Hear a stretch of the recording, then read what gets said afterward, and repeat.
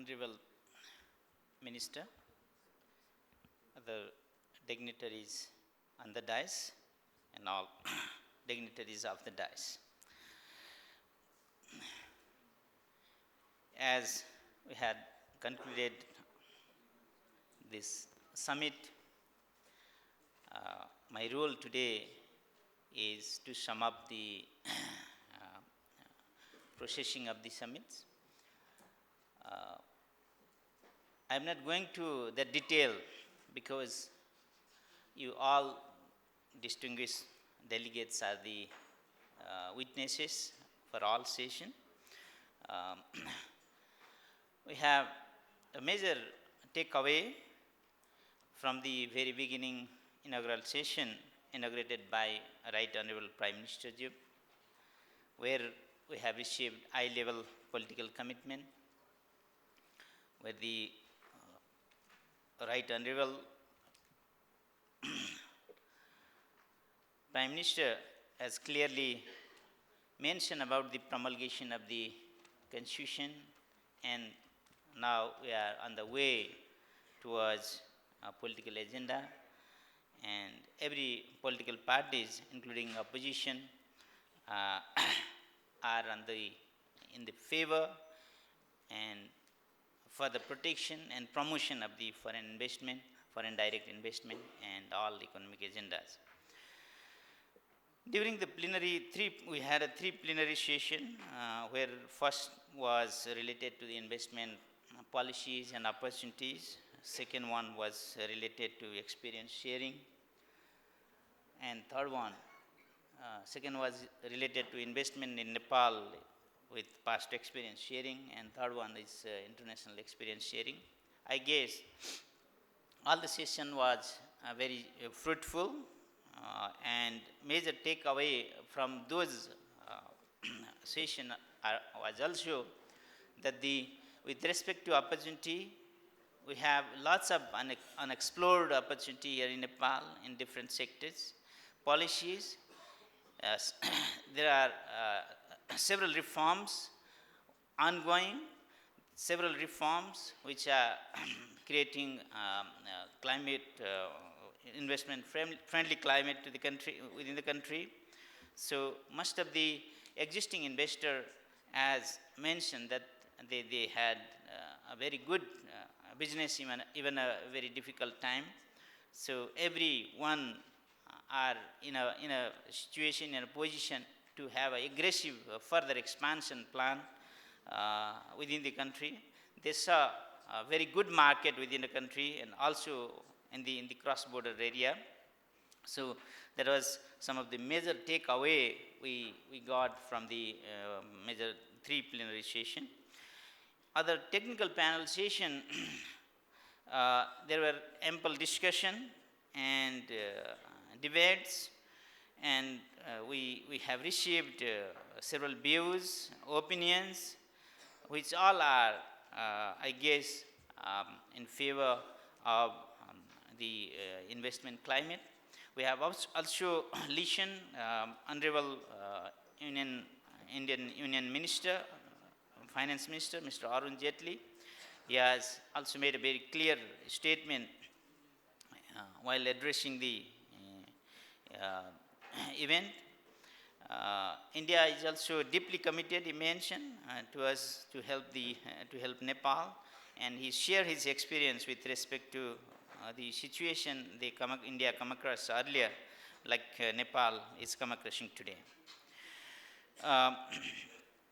Friends, I don't want to take much more time about the other session, because every six panel session we had a very interesting discussion where you were the witness.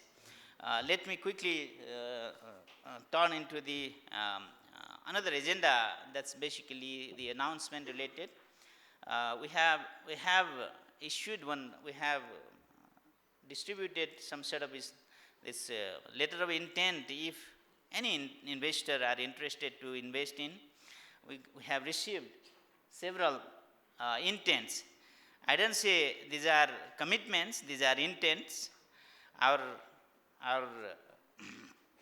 We have compiled these intents by which the total investment intention to Nepal by this summit we have received is around 13.52 billion Nepalese rupees.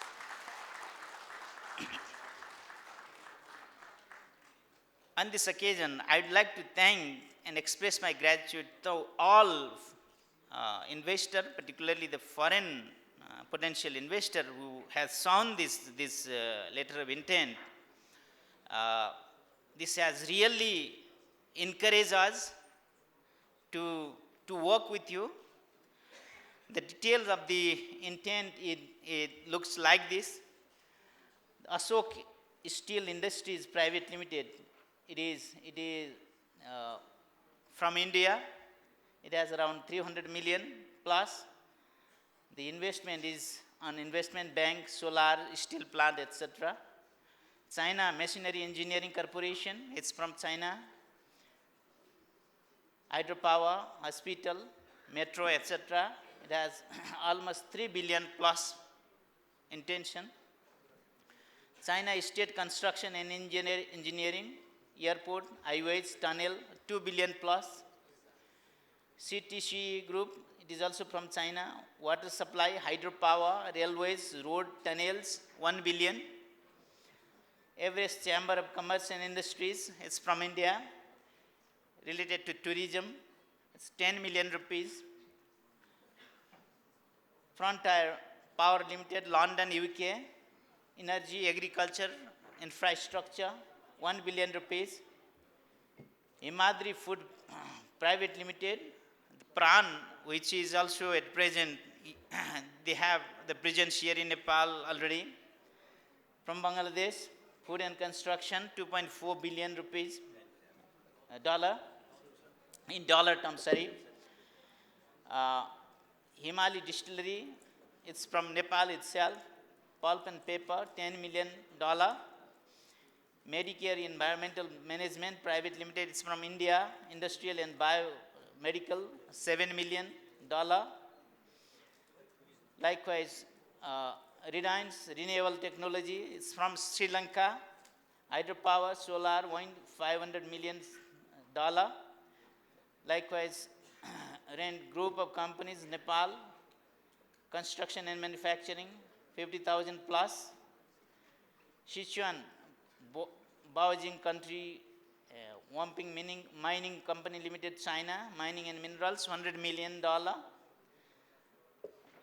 Likewise, we have again Sichuan Wamping Energy Science, China, Hydropower, Smart Grid, Financial, 1 billion. Likewise, Samudyak Kansai from Japan, the Kansai from Mahottari, Nepal, agriculture is $1 million. The Kansai Electric Power Company is from Japan on hydropower, 102,000 megawatt, 1 billion plus. Oiling Plus Corporation Limited, China, hydropower, it has stated Tamakoshi 3, $1.2 billion, total $13.52 billion. It comes around 1460 billion Nepalese rupees. So once again, I'd like to thank and express our gratitude for all potential investor who has shown this sort of interest to Nepal, to choose Nepal as your, to initiate and choose Nepal as your investment destinations.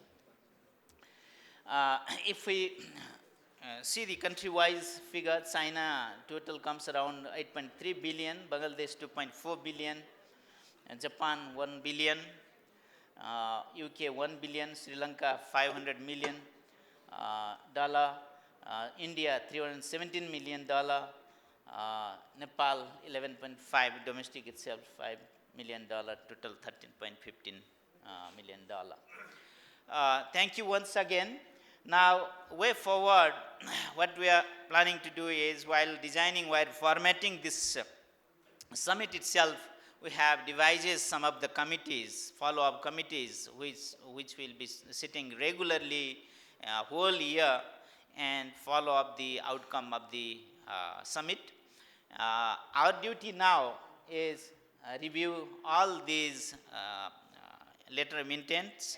We already sit with some of 5 or 6 letters today, day itself, afternoon itself. We found that most of the intents are very serious. So we'll follow it up. We'll take more details.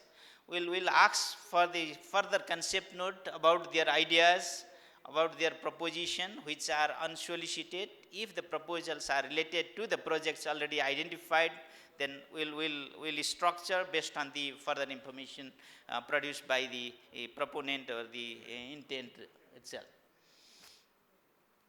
And our duty further will be to facilitate and recommend further course of action. This is not an end, this is a beginning, and we'll travel you, we'll follow it up you. We, from investment board, as well as from Minister of Industry, will have a follow-up contact person to all potential investor who has shown this interest. With this, I'd like to thank and conclude my this part of the presentation. Thank you for your kind listening. Thank you.